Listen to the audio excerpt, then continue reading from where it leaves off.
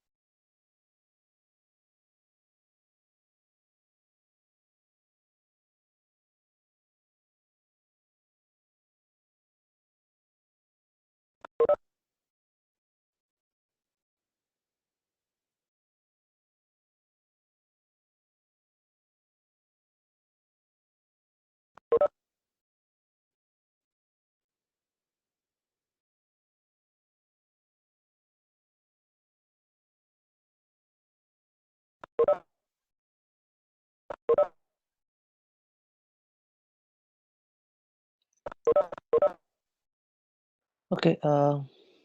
So today this is a live lecture, and there's not much content as such. It's more of a, what can I say, demonstration. So I just have like two slides. So I'll just zip through those two slides just to give you a overall idea of the process, and then we'll go to the code part. So if you remember, we had a program called segmentation falter, right? We are going to use that program only, and we'll use, of course there will be some more programs that we can start with, but the segmentation falter program is the best to actually show you so many things that are actually relevant to debugging. Okay, because that is the most common use case when we use GDB. So we'll use the segmentation falter for that. So I think we are reaching 50, so let's start. Okay. Mm,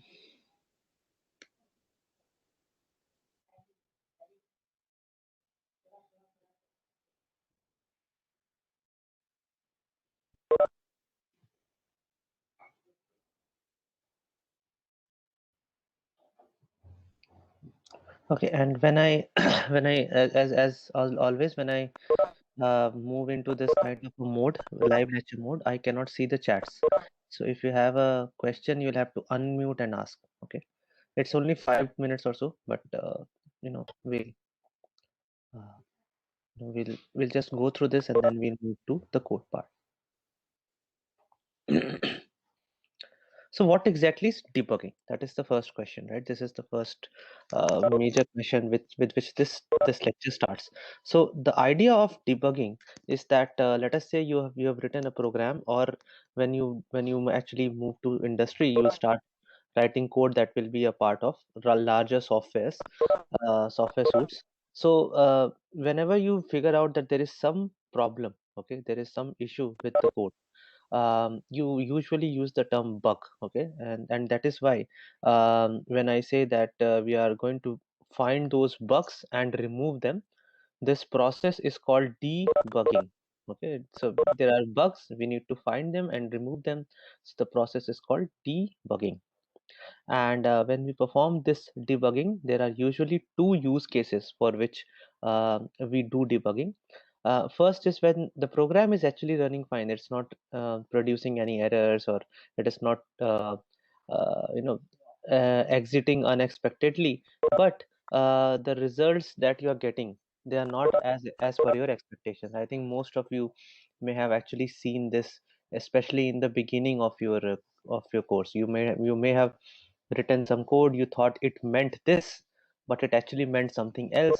So the result that you were getting was different. Okay, so this is the first case where we have written a program, but it is not producing the expected results. The second use case is when you guys run into something like segmentation fault. Okay, so essentially, your program exits at one point of time, producing a core dump, and now you have to figure out where exactly is it happening.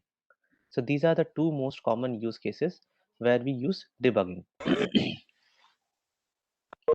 Now, the most commonly used debugger in C and C++ is GDB. So C++ also, if you are working in C++, GDB is for you as well. Okay, not just for C. You can use it for C++ as well. But the issue is that you cannot simply debug a program straight away. You have to envision it. You have to keep this in your mind right from the start.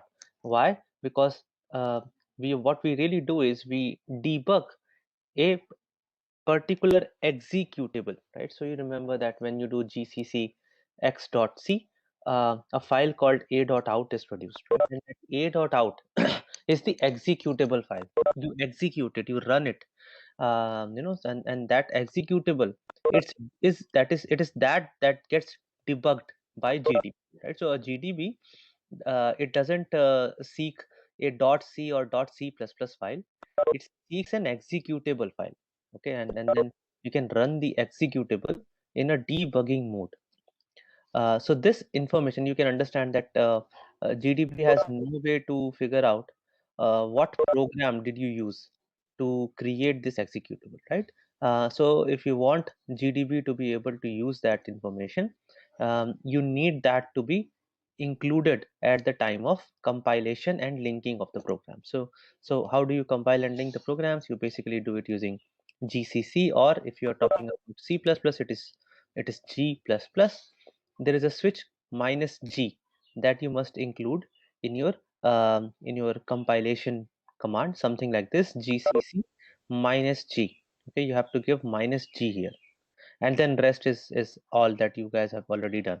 Okay, but -g is very important. If you want to debug a program using gdb, you have to include -g in it. Otherwise, even though you open the program in gdb, you won't be able to understand anything. Then this is overall the debugging process. Okay, so basically what you do is, as I said, you supply GDB an executable. Okay, this is the idea. You don't supply it the program, you supply it the executable, something like this: GDB space and then the dot executable. Then there is a concept of a breakpoint. Okay, what exactly is a breakpoint? When you write some code, let us say you know that this particular line in my code, this is where I think there may be an issue. Okay, there may be a problem at this particular line, or there may be an issue in this particular function. So you have some hunch, okay, you have some idea that this is the place where I think something is going wrong. So what we do when we debug programs, we set a break point at that particular location in the program. What does it mean by break point? When the program executes, your your execution halts. Okay, halts as in it stops, as right before a breakpoint is executed. The statement at a breakpoint is executed. So what it really means is that at that particular point, you can actually check the state of your variables and the state of your program, basically. And from there onwards, you can actually verify that your program does as expected. Okay, so this is the whole concept of a breakpoint. Breakpoint concept is a general concept in the debugging space. Sorry, does anyone has any questions? Sir, can you repeat it again, sir? The Yes, yes, breakpoint yes. part. The breakpoint Yes, part. Yeah. So let yes. us say you have a program that has. We will see the demo also. So don't worry. I'll set a breakpoint in the program, and we'll see. But the idea is something like this: you have a program, and you understand that this is where, probably this is where uh, the problem should be. Okay. So you can simply say, you can ask GDB that right before you execute this particular statement, please stop as in, I'll inspect something. I'll at that point of time, what are the states of my variables, are they actually as I expected them to be? And from there onwards, you have some options at your hand that I'll just tell you. um, we'll talk about watch points as well, but basically watch points, I don't find them particularly useful, but yeah, some people use it. The concept of watch point is something like this. Let us say you have a variable or an expression in your program, and you want to know that whenever this particular variable is changed, so basically this is what is happening, that particular variable is getting changed in multiple locations, at multiple places in your program, and you simply want that whenever that variable is changed, I need to inspect it, right? I need to figure out why it got changed. So that is where people use watch points. So a watch point is basically an expression or a variable, and I ask the debugger that whenever the value of of this variable or this expression changes, please tell me, please show me that the value has changed. I don't find it particularly useful. I never actually use watch points, um, but yeah, people use it. So it's there, right? You can use it if you find it useful. I usually just work with breakpoints. So then what you do is you actually execute your code. um, I'll show you the demo, so there might be certain things that will get cleared then. But while the program is executing, there are certain things that you do. There is a concept of step into and step ahead. Okay. So step ahead means, let us say my program, as I said, right, there will be break points in my program. So what GDB will do is, right before executing that statement, it will stop then and there, and it will say, okay, tell me what to do now. So one option that you have is, you basically say, okay, execute the current statement and go to the next statement, the next line in your program. Another option is, let us say this particular current line is actually a function call. So if you simply say n stands for next line, or next instruction. If you simply say next, then that function call is is executed in its entirety, and then you simply go to the next line. But let us say you wanted to go inside the function and checked each statement within the function, where what really is happening there. In that case, you use the term S. S stands for step into. So essentially, you go inside that particular function, and then you repeat this n part. And C is for continuing execution till the next breakpoint is hit. Now, don't worry about if you don't understand this. These slides are basically for your revision. Okay, when you revise the stuff, after you have seen the demo, when you revise the stuff, then these things will make sense to you. And the most important command in GDB is called the p command or print command. So you can print a particular variable's value at any point of time. Okay, so let's just jump in. Don't worry if you don't understand some of the concepts here. We'll see the demo first. Let me just start my virtual machine.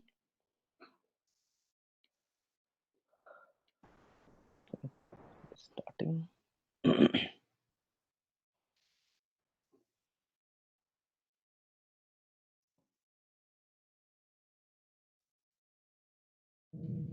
Come on.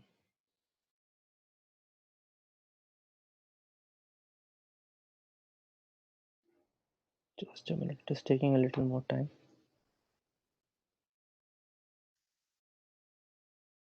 Okay, yeah, it started. So, in fact, let me just start with a more basic program because then it will be much easier for you to understand. Uh, Share application window.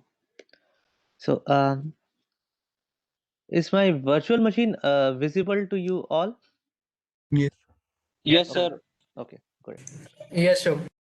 So let us start with a more basic program. Actually, first thought of going with the segmentation folder, but let us start with something else. Let's go to week 8. What programs do we have here? Yeah, let's see the imperfect swap. Okay, that is a very good program. So what I'm saying is something like this. The first thing you have to do is GCC minus G. So this is another switch that you'll have to include if you are planning to debug this program later. And then imperfect dot C. So now I have this a dot out created.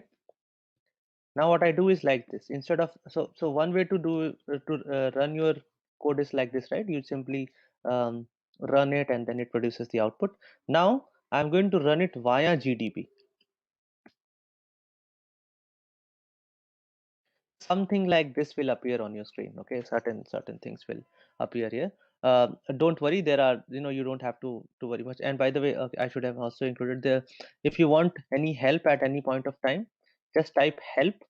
It will tell you, there are some things that you can check out. For example, you can say help take points, and it will tell you things like this, right? Again, don't worry about what these things mean as of now. Once you start using GTB, you'll understand. So basically help is the man equivalent for GTB. Anyhow, now what we have to do is yeah, the first thing is the list command. So list command actually shows you the source code of the program that has produced this executable. Okay, so this is the code that has produced the executable. List command will show you the actual code of the executable. This is the C code which has produced this executable. So usually, so from where, let us say you don't know from where to start.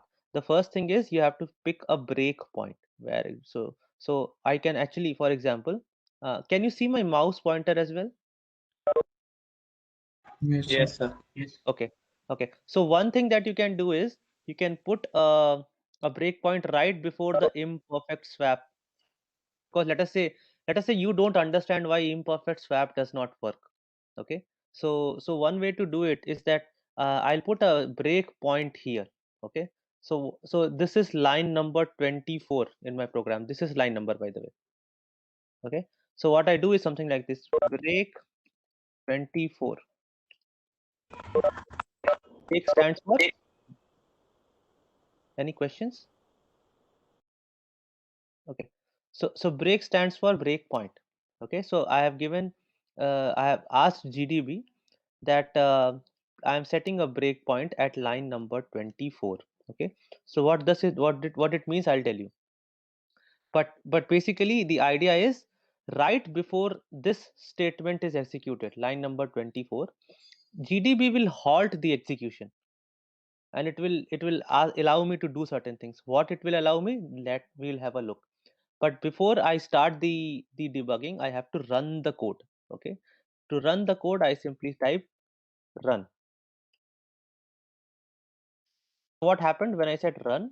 It says breakpoint 1 main at imperfectswap.c 24. So it has hit a breakpoint.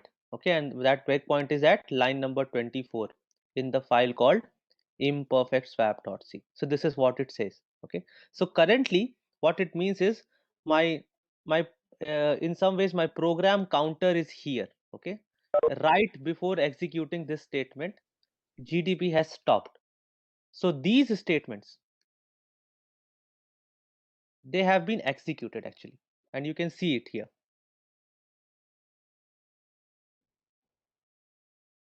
Okay, so it has already executed line number 19, 20, 21, 22, 23. So these four lines has been executed by GDB, but right before line number 24 it has stopped. So what can I do now at this point of time? I can see what are the values of A and B. I mean, here it is very simple, but in a complicated program, you would like to check what are the current values of A and B. So to do that, I do a print A. It says the value of A is 5. $1, don't worry about $1. Basically, $1 means that this is the first argument. So when I do print A, it tells me that the value of A is 5. If I do print B, it tells me the value of B is currently 15. So you understand what is happening here? Basically, I have stopped the program midway. Okay, it has not executed entirely. I have stopped it somewhere in between. And now what I am doing is I am basically inspecting the values of my variables. Okay, so that and now what I would like to happen is that I would like the imperfect swap program, the imperfect swap function to be executed, and I'll just see what is happening. Why isn't A and B's value getting changed? So what I'll do is something like this. I can actually press N, but I'm not going to do N because I also have to show you S. So at this point of time, I say S. S stands for step into. What does step into means? My program counter is currently at this point, right? It is a function call. If I say N, N stands for execute the next line. Okay. So then this whole function will be executed, and my my program counter will be here. This is what will happen if I do N, but I'm not doing N here, right? What I want instead, what I want is let us go inside the imperfect swap function and see what is happening to these two values. If I want to check this, I do S. S stands for step into. So now where has it gone? It has gone to line number 6 in imperfect swap.c. And if you do a list, sorry, this is what where it is. Line number 6 is the first executable statement in the imperfect swap function. I mean, these declarations are skipped over. Okay, you don't GDB doesn't stop here. Okay, yeah, it stops when there is an executable uh, statement. So this is the first executable statement in imperfect swap, line number 6, and GDB says that it is currently here. This is what it says. Mm, sorry, uh, just a minute. Let me hold this like this. So this is what GDB says. I'm currently here, right? So what did the step into do? The step into function, the step into command actually brought you inside this function. And now what I'll do is I'll do N. N means just execute the next line. So currently it is at line number 6, this line. I say, execute this line. If I want to simply execute this line, I'll say N. Now it is at line number 7. Line number 6 got executed, and now I am in line number 7. This is the output from line number 6. And now I am at line number 7. I do another N. Now line number 7 has been executed as well. This is the output. I do another n. Line number 8 gets executed. Then another n. Okay. So at this point of time, let us say I want to check what is the value of temp, right? You saw that I created a variable called temp here. P Excuse me, stands sir. Why line 5 wasn't there, sir? Line 5? line, yeah. So because that is not an executable line, you understand that basically the Okay. actual variables that are allocated, um, it's a different process. I mean, there is nothing that you can inspect on line number 5.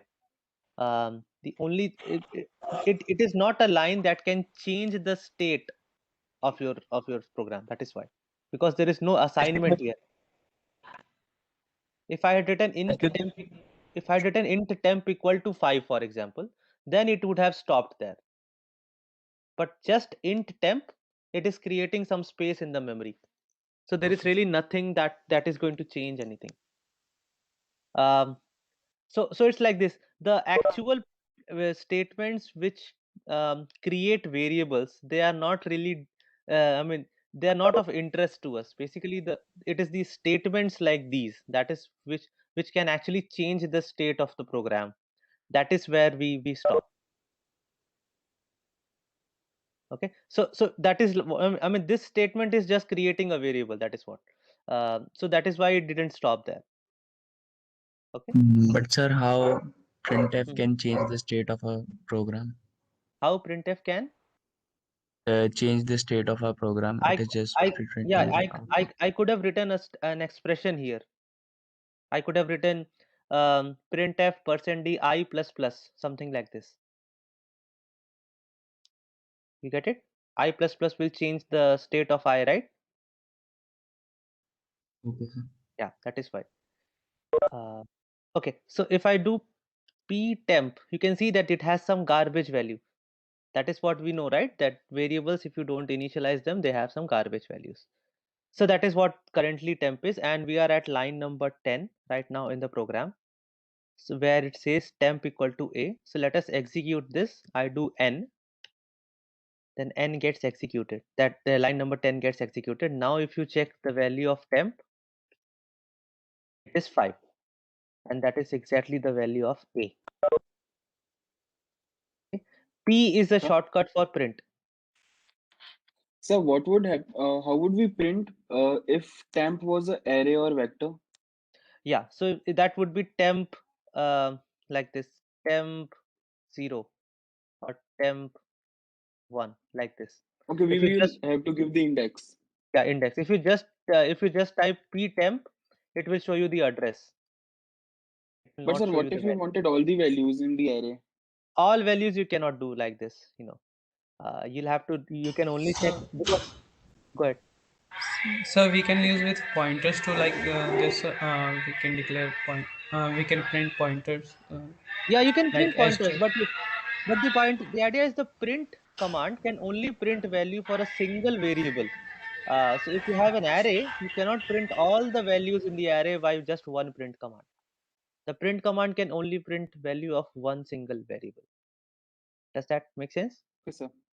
Yes, sir. Uh, Thank you, sir. yeah, you can print, by the way, a string using p.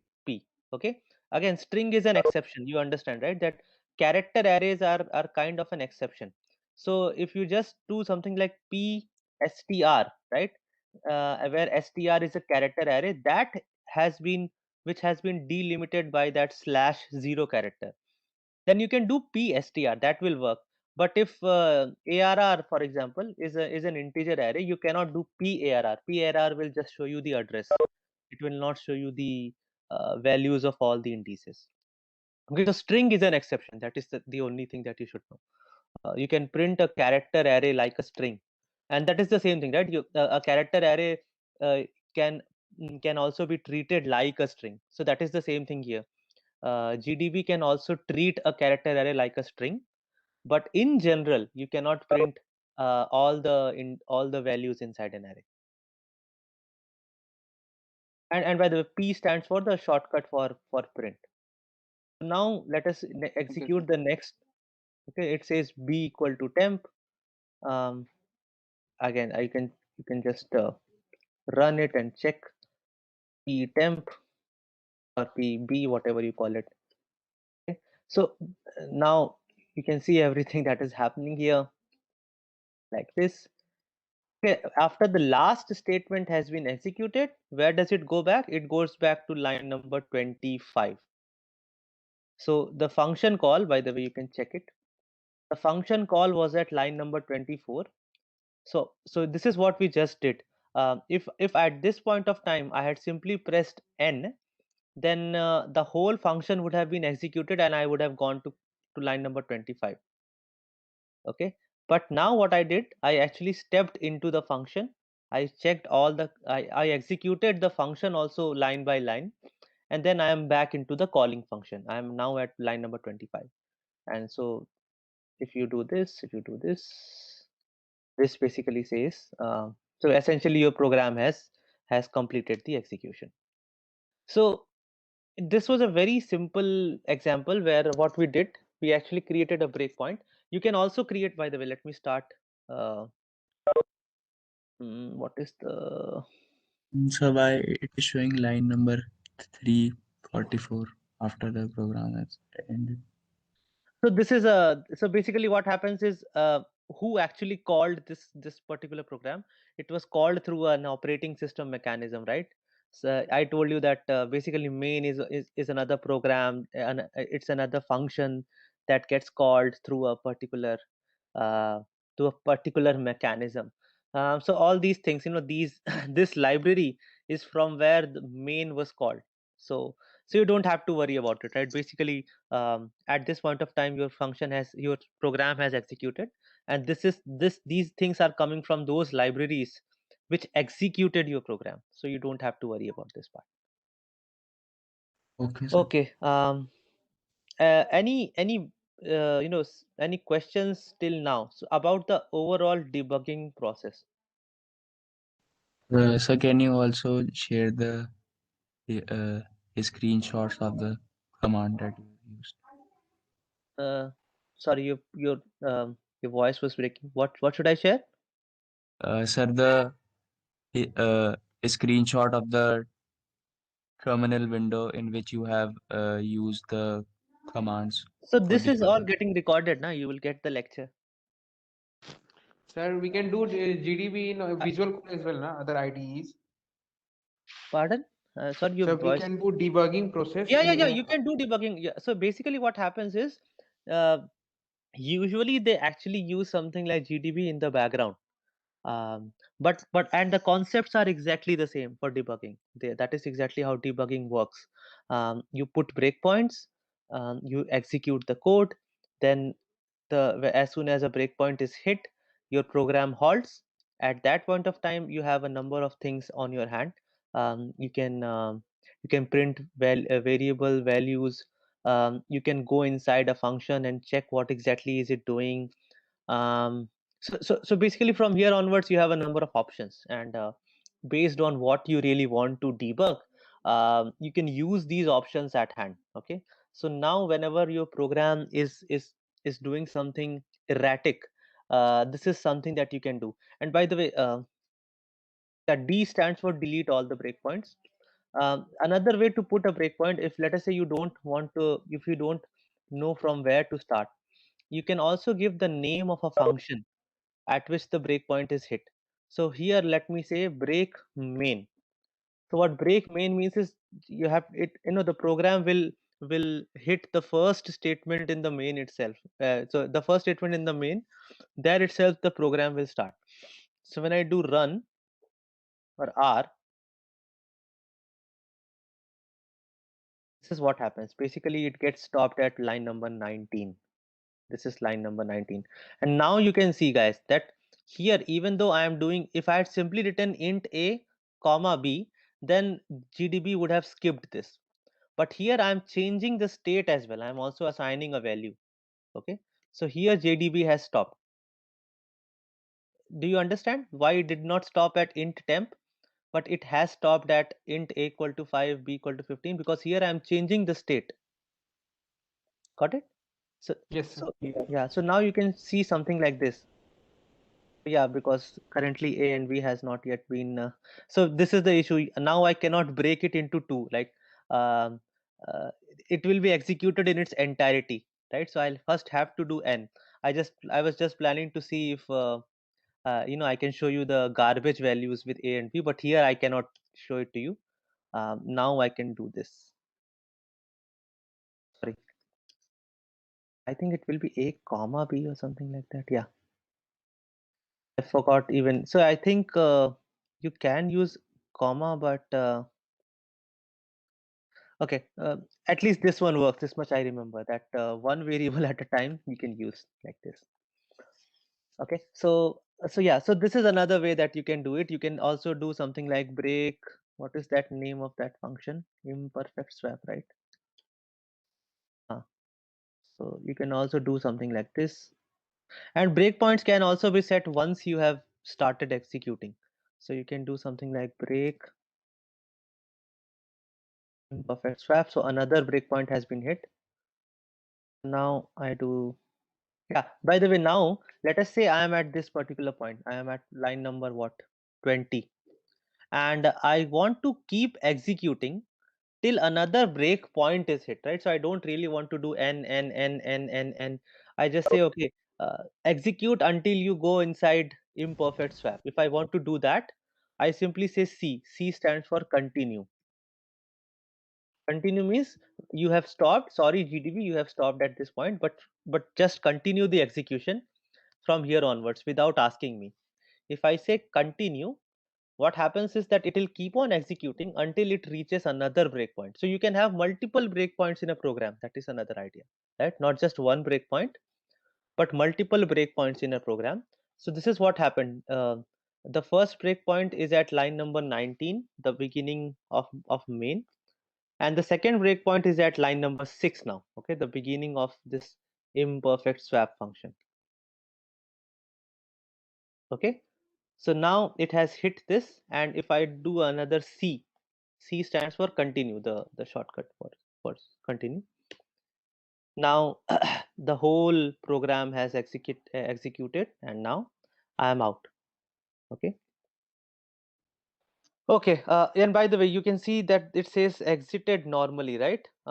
This is because I was returning 0. I think if I had returned something else, it might have returned exited with some other with something like return status, something like this. And this is what I said, right? The exit code that we return is return 0 is basically an exit code. Uh, and here GDB is actually saying that it exited with it exited normally because the return type in main was 0. Okay, questions? Sir, what is the command to initiate GDB, sir? So basically you will when you want to come out, let me just go out. This is the way you start: GDB space and then your executable. But it will not start executing your program. Okay, it will come inside the GDB. Then the idea is at this point of time you put your breakpoints, whatever breakpoints you want. Okay, let things like break imperfect swap. Then you do run.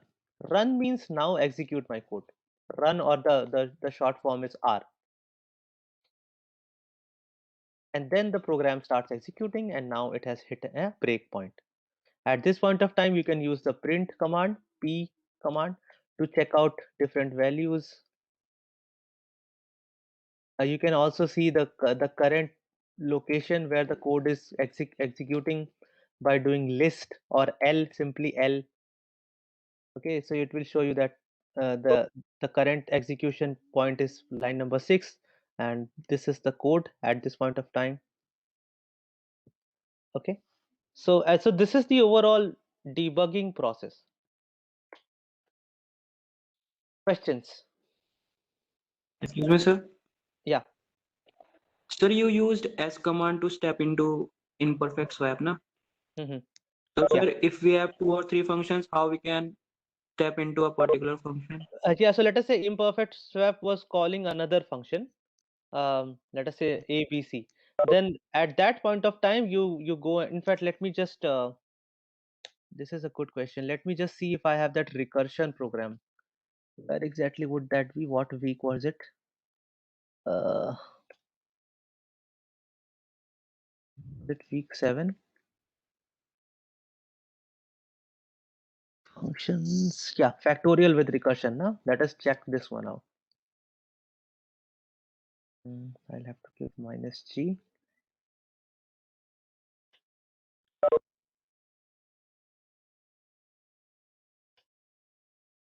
Okay, list. So let's just say we break it at line number. Okay, we don't really have to break it. We can simply break it at factorial. Break factorial, and then start the program. Give me a small. Let me give it 5. Okay. So now what has happened? It has actually come inside that factorial, the function, right? That this is where it is, line number 5. Now let us execute it line by line. I do n. So n part was executed if number is less than 0. That is not the case. So now it jumps to line number 7, because if nothing was happened, if the if condition is false, it will jump to the else if part. Now I do n. Okay, again this particular thing, the else if part has also become, it's also evaluated to false. So now the else part, it didn't actually stop at else, because whatever is there, right? So you can understand this is how the branching works in the assembly language code, that it did not stop at else. Okay, because there is nothing to execute here. This is what, it is similar to a declaration. Okay, there is nothing really to execute at the else part. uh, it simply has come here. Okay, so this is where it is, line number 10. Now what it says, return number into factorial number minus 1. So then if I do an s here, it has gone inside factorial function again. Okay, so that particular, the previous function has not returned. Okay, the um, previous instance of that function has not returned, but now I have gone into the so this is where the stack thing comes, right? So on top of this stack frame, there is another stack frame now, and now I am inside this. I can do again n and and then at this point of time I can actually do simply n. Okay, if I do n, I will not go down further. Otherwise, I will go down again with, let us say, 5, 4. I'll go down with 3. If I do an s at this point of time, I will again go inside this particular function call. That I don't want to happen, so I simply do n. So this one returns back. Now I am basically at this point here, and if I do another n,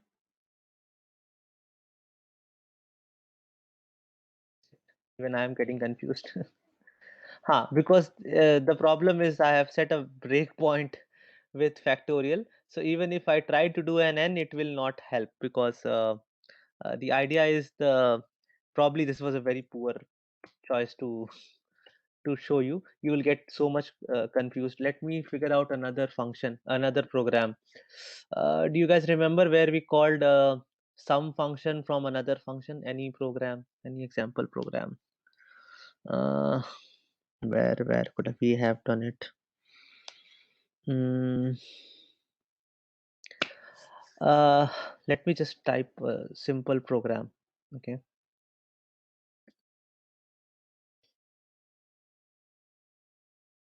Sample. Sorry. Dot C.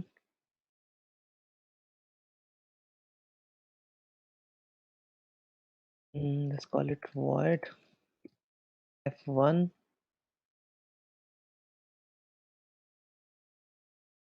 Mm, int C equal to 5, equal to A plus 5. Then also let us have void F2.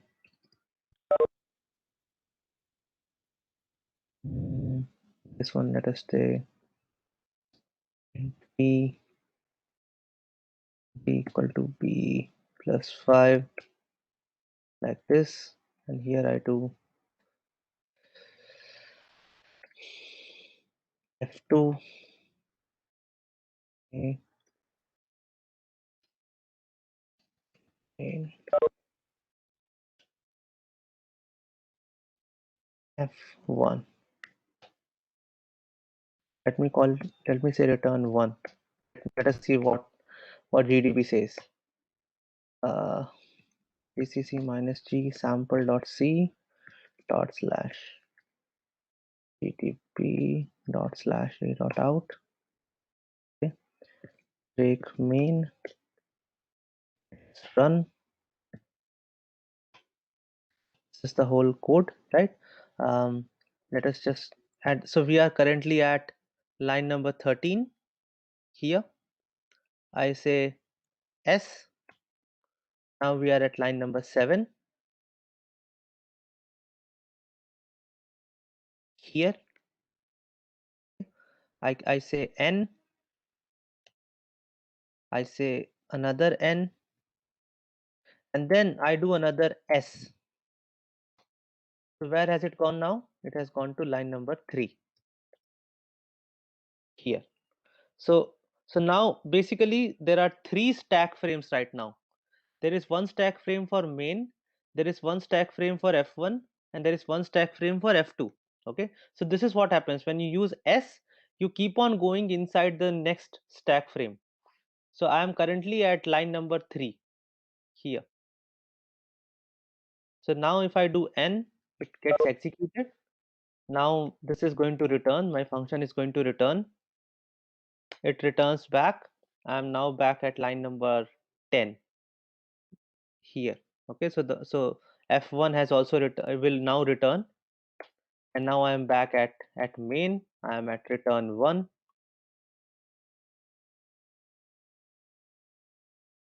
Okay, so basically I've completed the execution. So you understand the S part. Basically S will keep on taking you into the next function call. Okay, at any level if you do S, it will take you to the function inside the execution of that function, and then you can inspect stuff within that function and then come back. So we have to apply breakpoint as well there, no? No, if you do a step, then you don't have to. If you do an S, you don't have to apply breakpoint. Breakpoint is basically for the first particular case. And let us say the point where you want the code to stop. From there onwards, you can execute the code, line by line, as I just said. Okay, so it's only the first time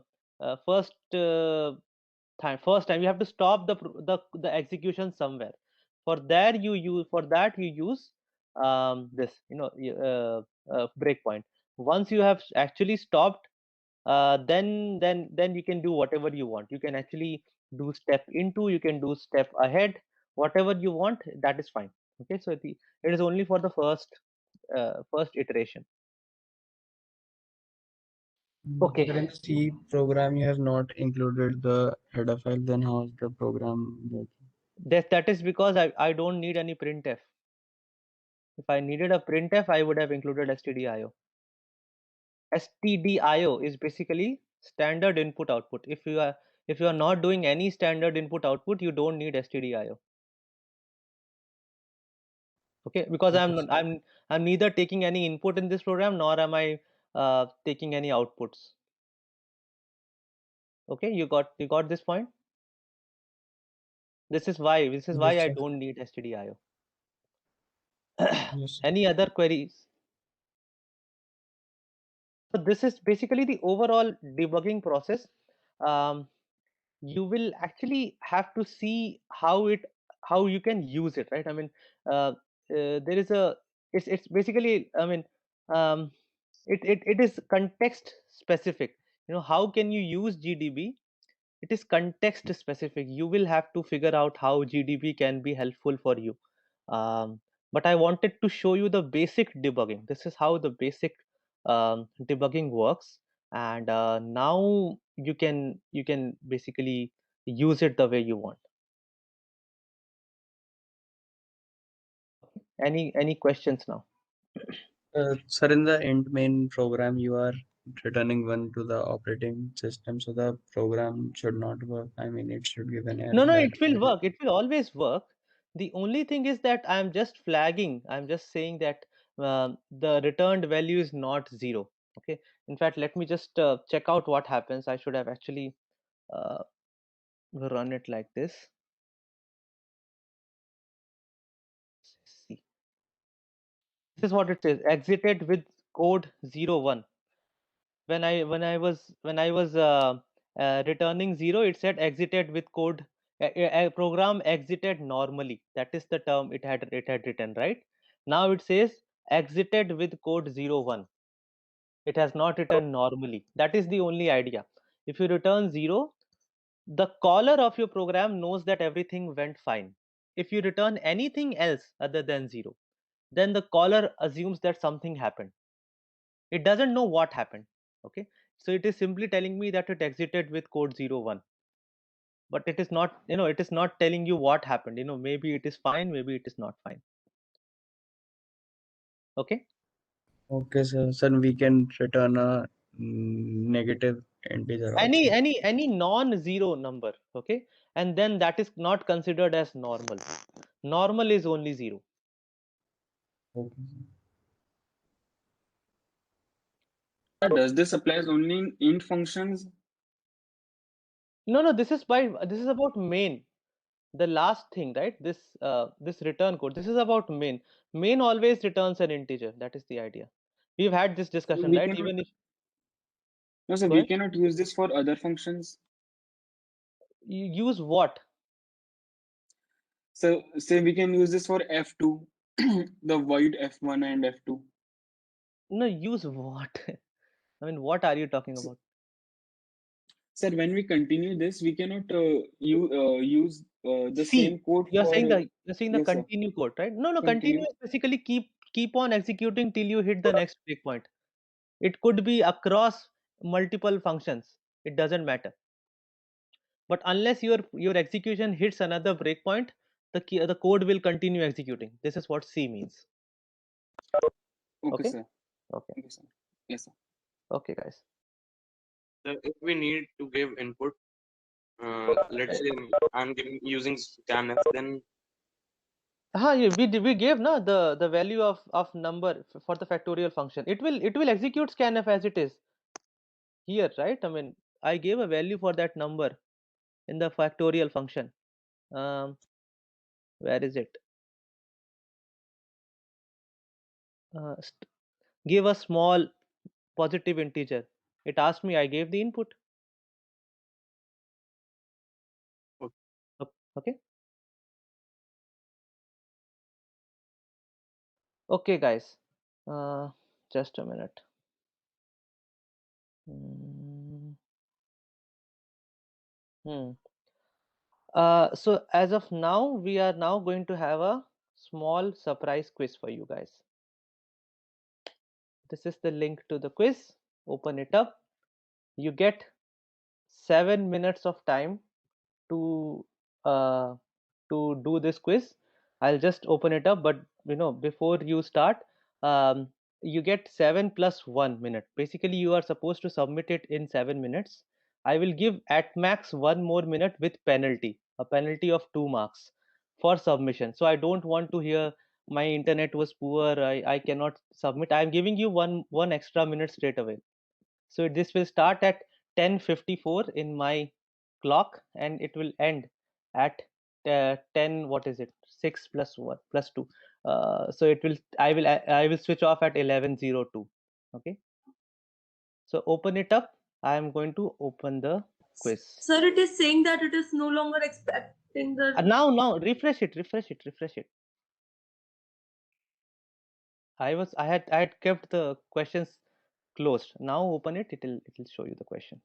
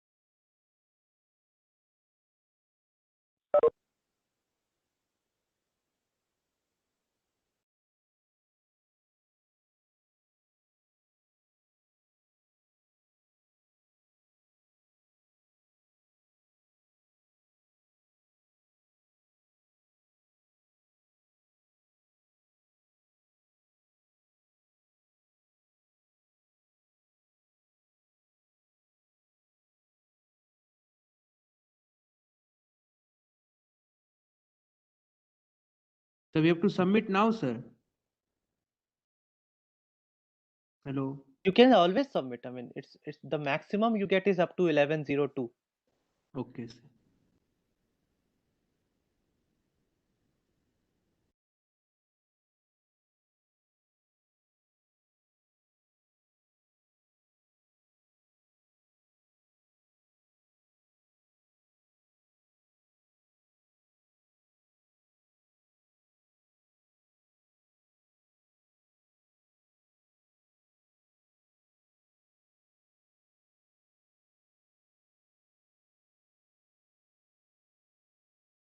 One more minute.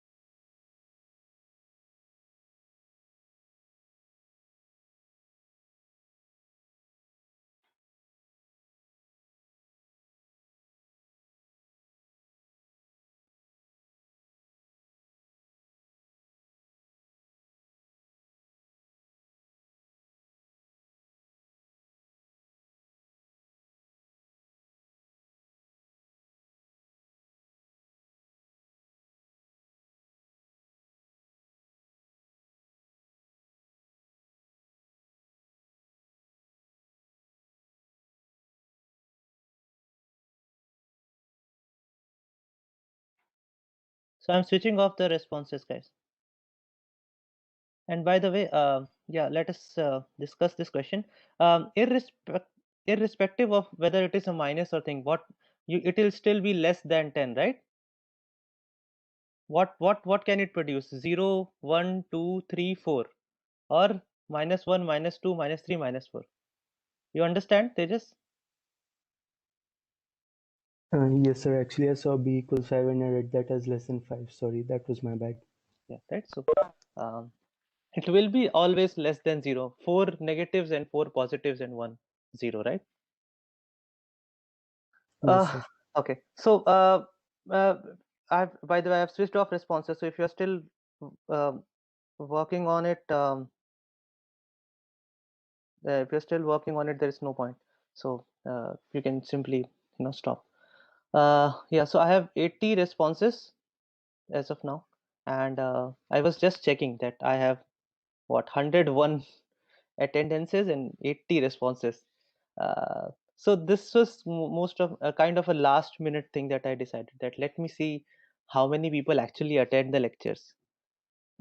And 73, I guess some 7 people probably got the hint through WhatsApp. Is it? You guys may have some WhatsApp or some other group you guys once told me where you share these this kind of information. So it was kind of a last minute gig, to be honest. uh, I just decided to do this in the beginning, in the at the end of the lecture, because uh, I did tell you, right, that I'm not happy with the class's performance. So I thought maybe a surprise quiz, yeah, maybe the surprise quiz could actually push you guys to study a little bit. So anyhow, that was the idea of surprise quiz. I don't think it was too hard. Maybe it was probably longer to. It took probably longer to read the question. Is it? I thought in the beginning it should be 1 minute per question, but then I realized some of you might actually take a little more time to read. So I thought, okay, I'll give you 1.5 minutes per question. 30 more seconds just to read. Sir, can you explain the declaration deletion that question, sir? Just a minute.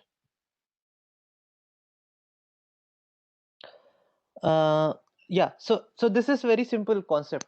If you actually want to use a function in the code, it either has to be before you use it. I understand. I agree to that, Himanshu.